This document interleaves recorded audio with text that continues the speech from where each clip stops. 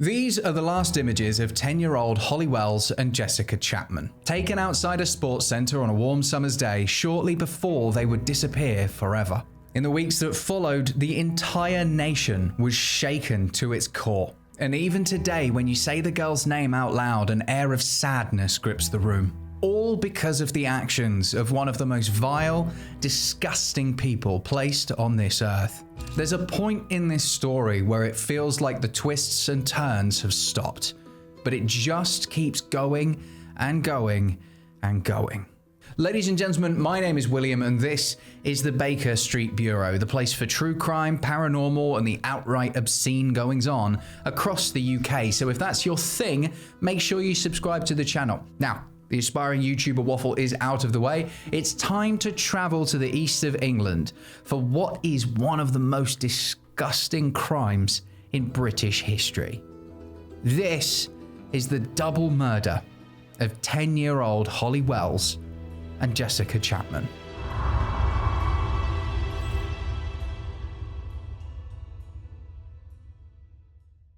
Holly Wells and Jessica Chapman were best friends from the small town of Soham in Cambridgeshire. At 10 years old, they had a flurry of interests. Holly was an avid majorette and played the cornet, while Jessica was a very sporty child who loved football and played for the local team. The pair were classmates at St Andrew's Primary School and best friends through and through. They both shared a passion for the Manchester United football team, an iconic detail immortalised by the red shirts they wore during their disappearance. Sunday the 4th of August started like any other day.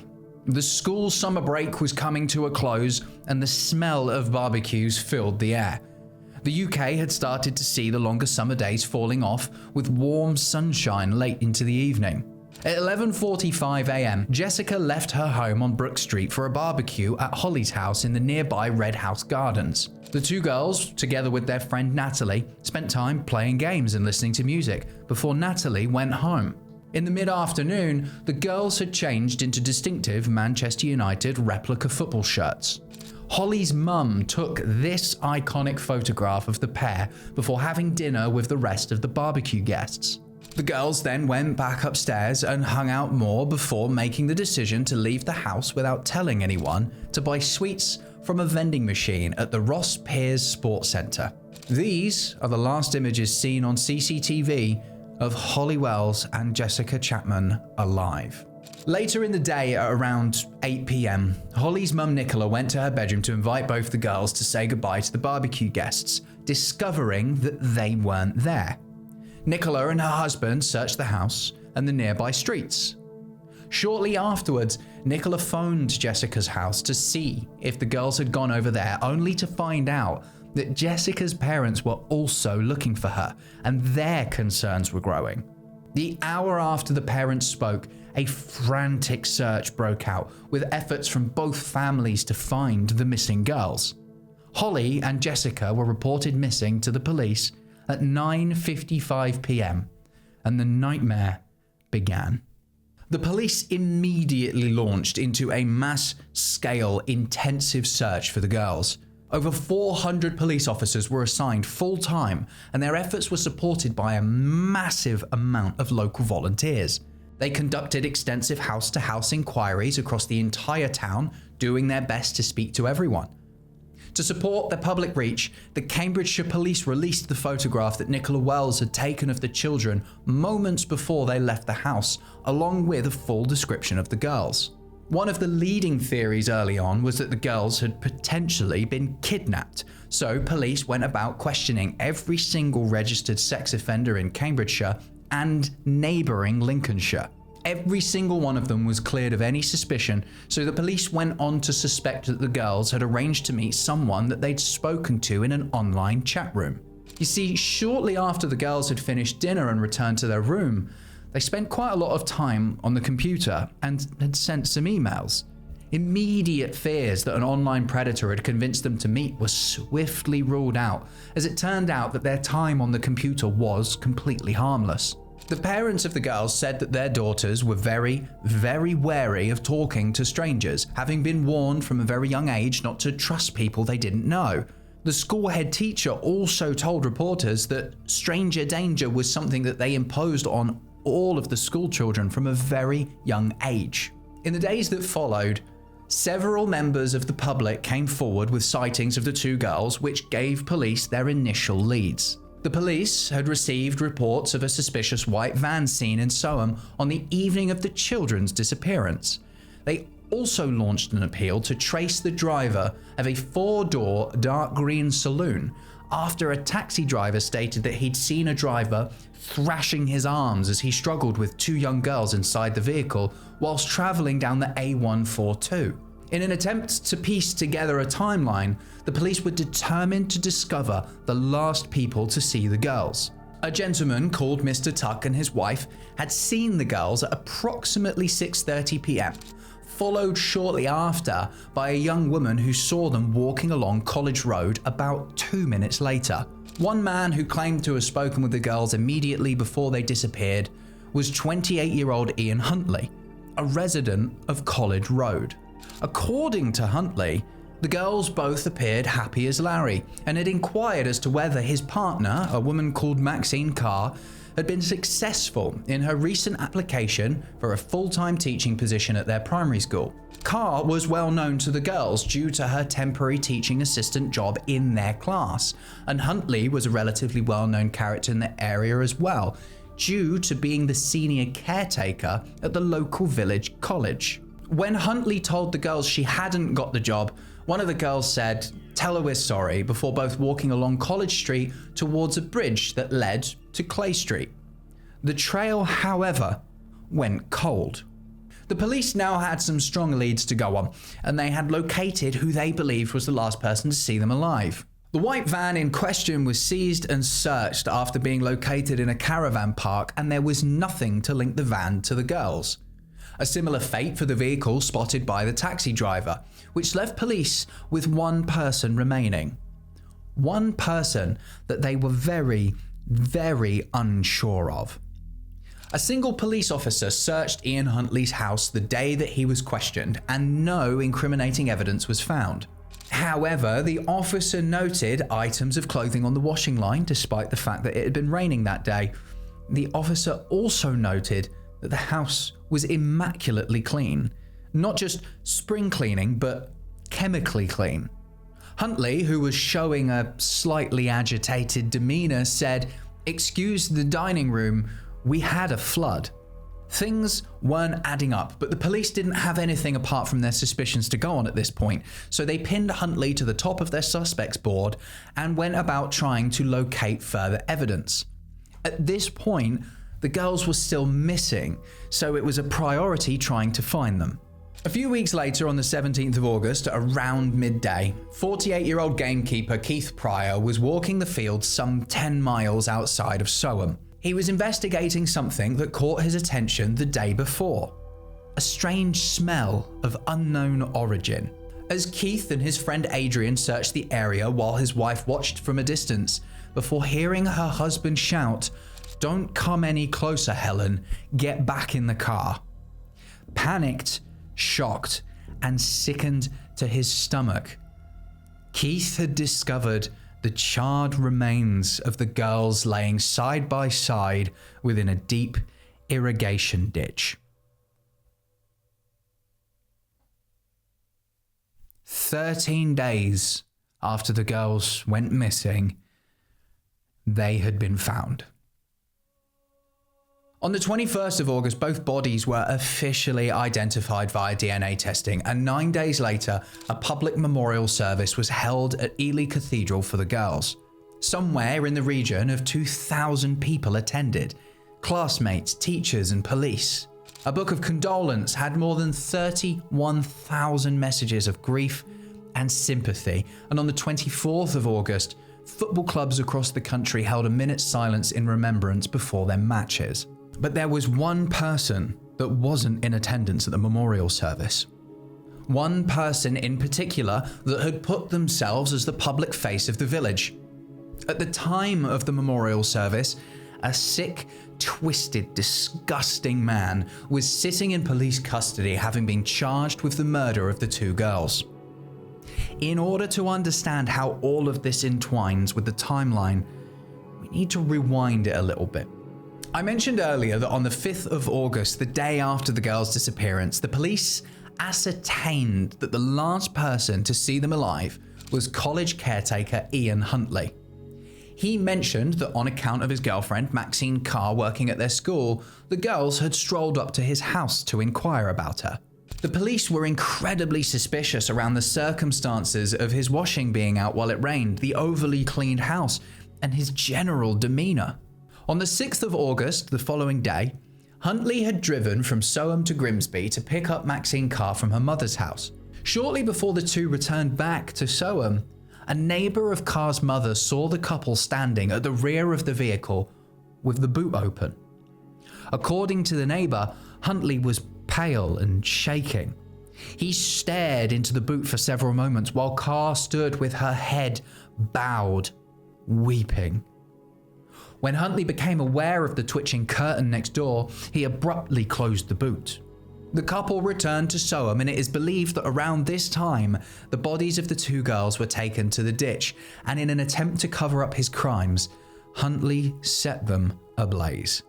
In the weeks that followed, Huntley granted several TV interviews to Sky News and the BBC, speaking about the general shock in the local community and his dismay at being the last person to see the girls alive. Now, unfortunately, due to licensing issues, I can't put the actual footage of the interviews on here, and quite frankly, I don't really want to watch them again.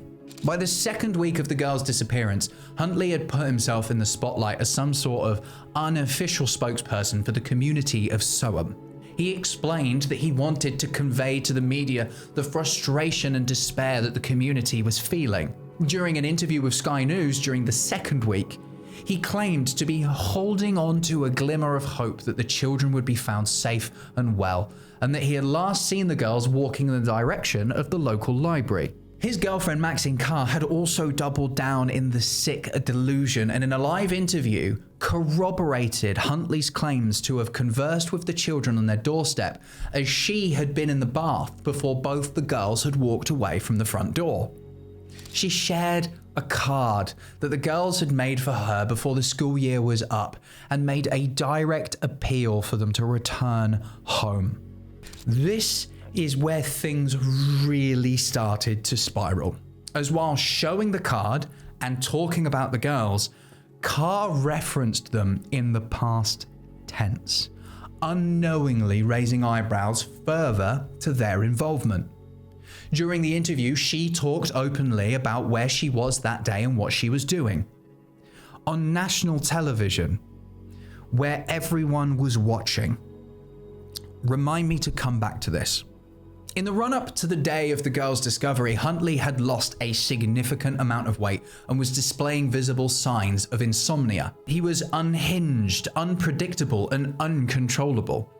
Every police encounter he had showed that his soul was slowly leaving his body.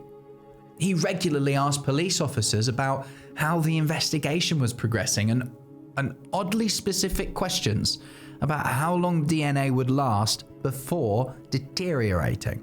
2 days after the girls' bodies were discovered, police had received further information from residents in Grimsby who recognized Huntley on the news. They recalled that he had been accused of a rape several years earlier and felt uncomfortable about the whole situation. Others phoned the police to let them know that Maxine Carr's timeline didn't add up. During that TV interview I mentioned before, she said she was in the bath at Huntley's house.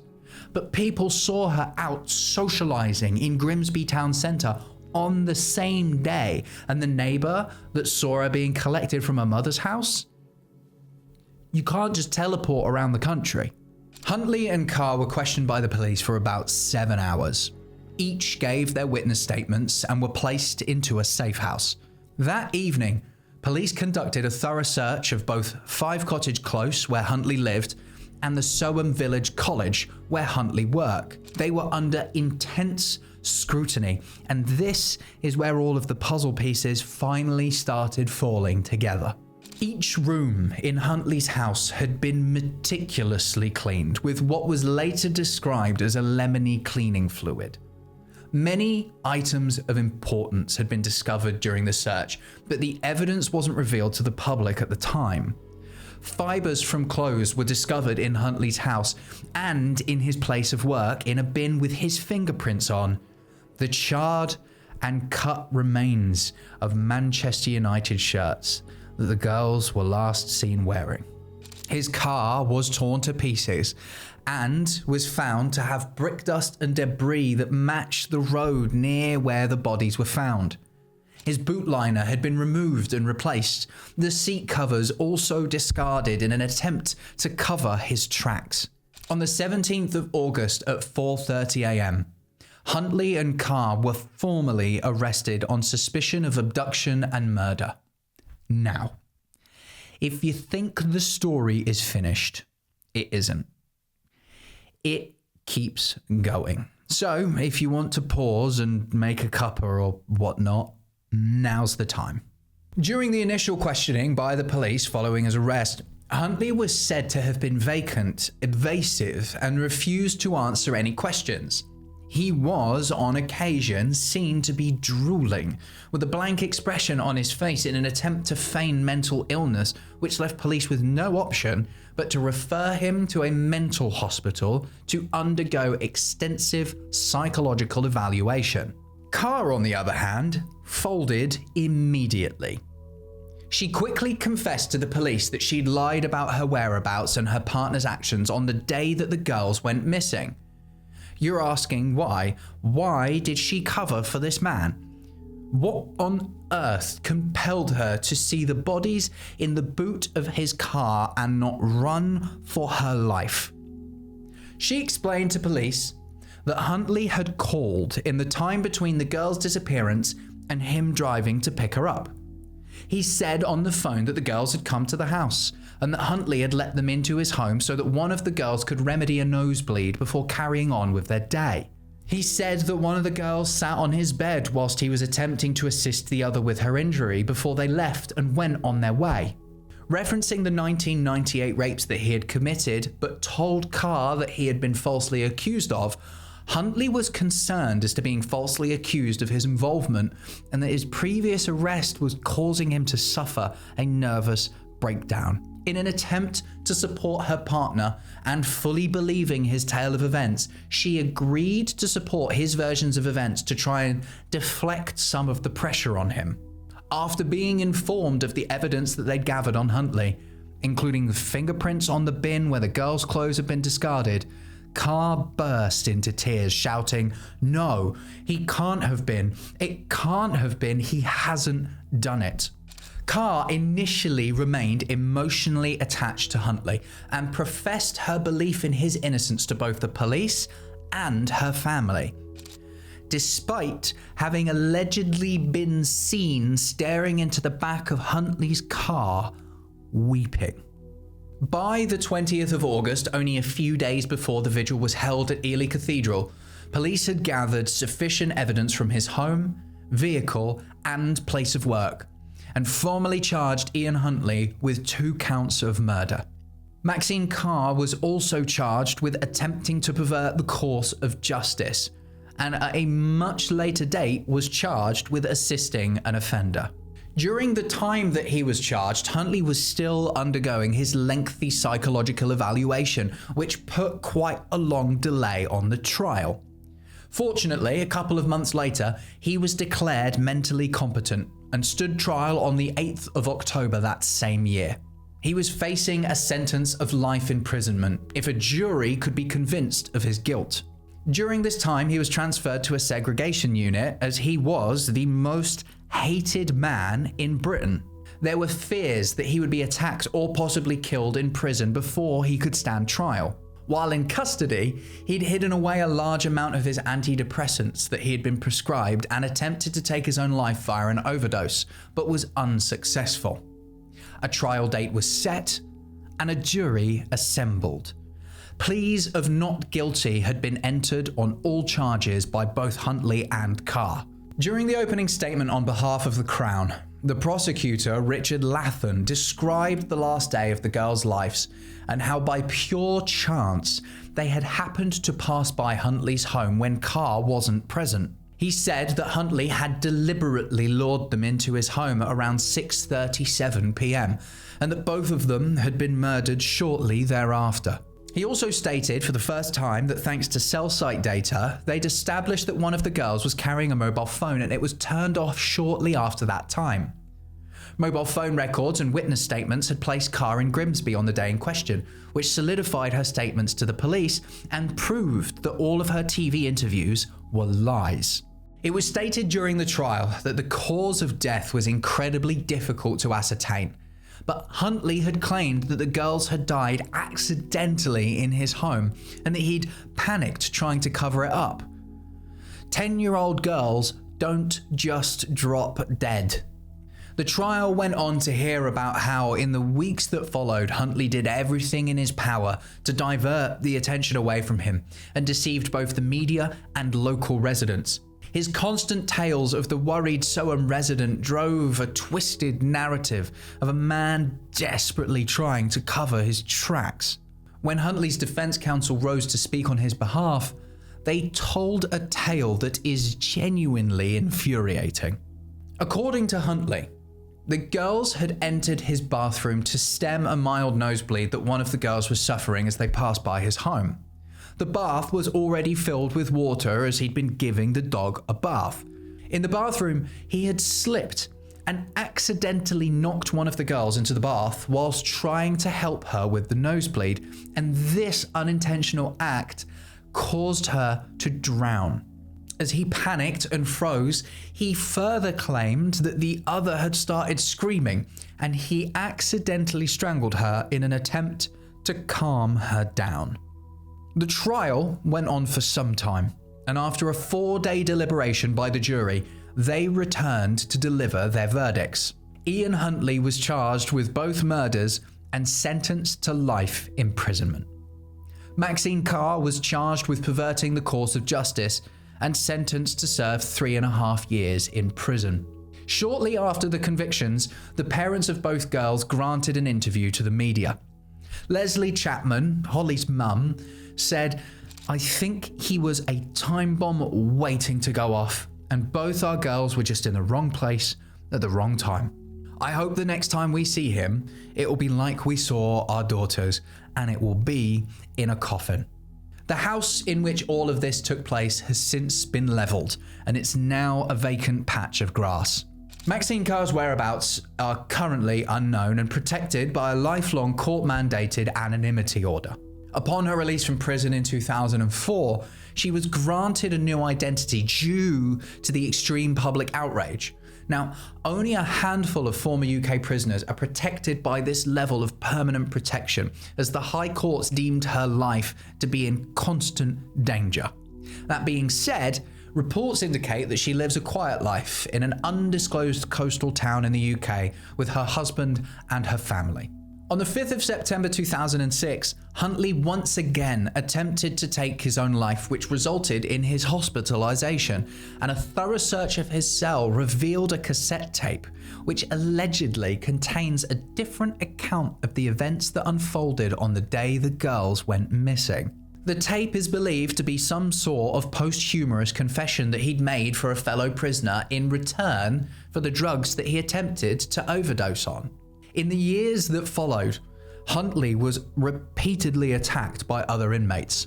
He was scalded with boiling water by a serial killer. He was attacked by an armed robber who slashed at his throat but survived both ordeals. He even went on to sue the prison service for failing in their duty of care over him. Basically, he claimed that the guards were turning a blind eye and failed to protect him. This all came to a head when Ian Huntley was beaten to death in February this year, about 3 months ago at the time of recording this. There aren't enough words in the tongues of men to describe how vile and disgusting this man was.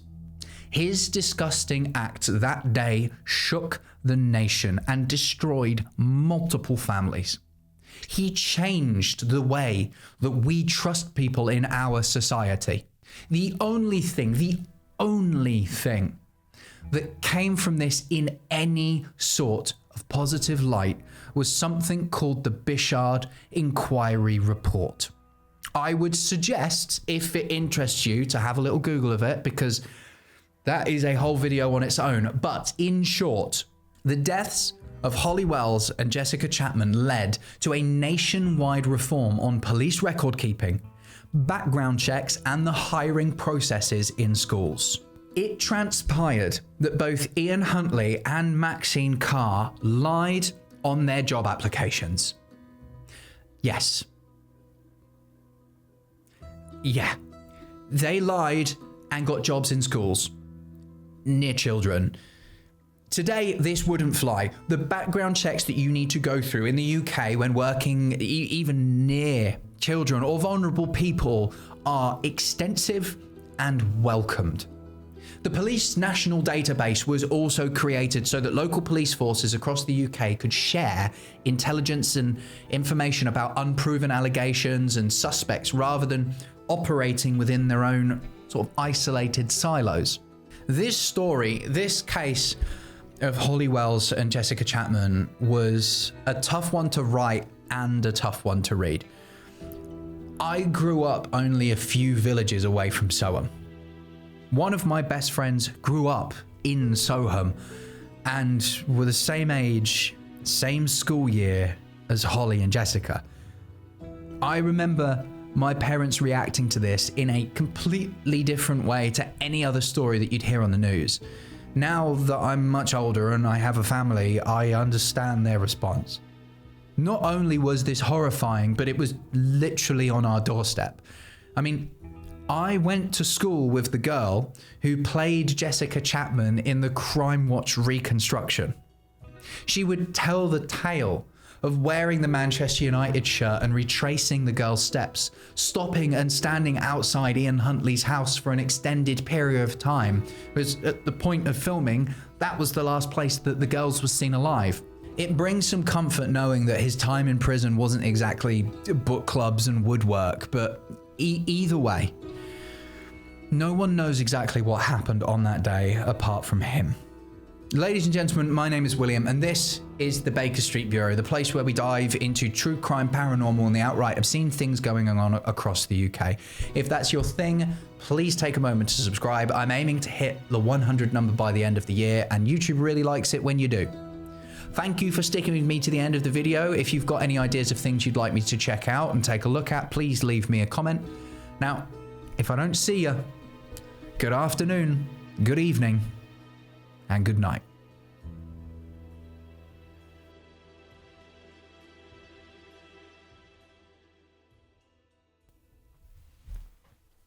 Oh, that one really sucked.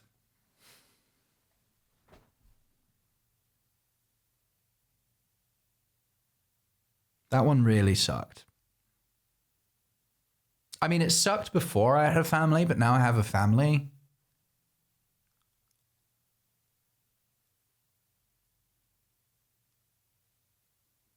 I don't know.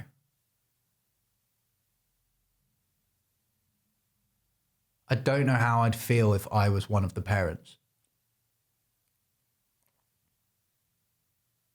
I also don't know how I'd feel if I was my parents, because this horrible things happened like really nearby.